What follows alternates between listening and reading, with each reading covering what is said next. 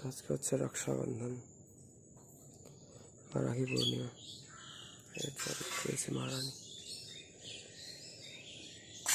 আজকে ভালো রৌদ্র ঝলমলে।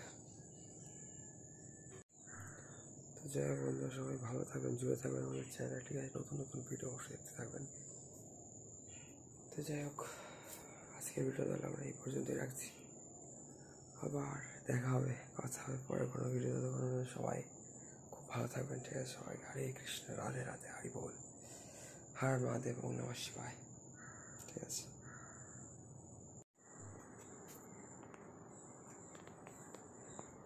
তো বন্ধুরা, আজকে কিন্তু এখানে মানে তাল টাল পাওয়া গিয়েছে। এখানে একটা ছিল বাইরে, ওটা একজনকে দেওয়া হয়েছে। তো যাই হোক, এখানে কিন্তু আছে এই যে তাল। তার জন্মাষ্টমীর সময় তাল পাওয়া যায় এবং বলা হয় যে শ্রীকৃষ্ণেরও প্রিয়, তাই জন্য গোপালকে নিবেদন করা হয় জন্মাষ্টমীর সময়। আজ হচ্ছে 9 আগস্ট, সকালবেলার পরিবেশ কিছুটা এরকম, যেটা আপনারা এখানে দেখতে পাচ্ছেন আপনাদের স্ক্রিনে, ঠিক আছে? তো বন্ধুরা, এই রাখি বন্ধন হয়ে গেল এখানে, এই আছে ইভেন্ট। আর এটা সত্যি খুব সুন্দর দেখতে। এই যে এখানে একটু প্লাস্টিক টাইপের আছে, এছাড়া সব পাতা ফুল এই দিয়ে করা, খুব সুন্দর।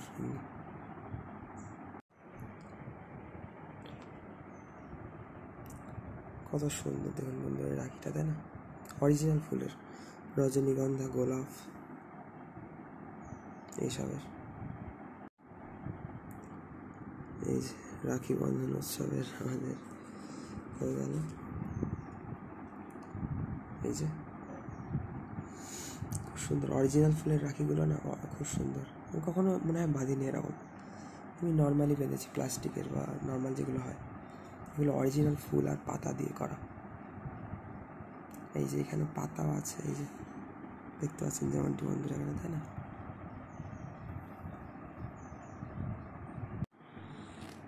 তো বন্ধুরা, যে সকাল সকাল স্নান টান করেছে, রাখি পড়া হয়ে গেল।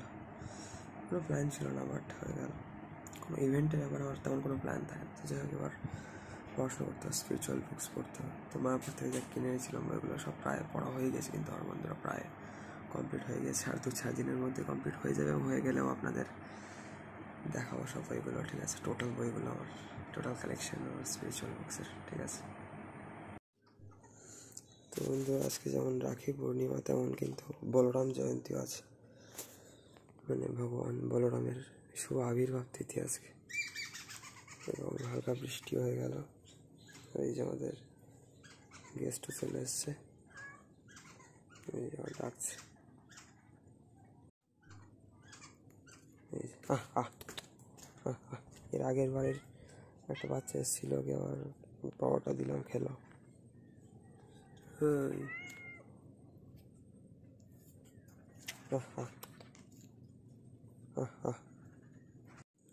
ব্রাইটনেস বাড়াতে হবে, নাহলে কিছু তেমন দেখা যায় না। এই ঘরে যাচ্ছি কেন? ঘরে চলে যাচ্ছি। ও ছাদের দিকে চলে যাচ্ছে।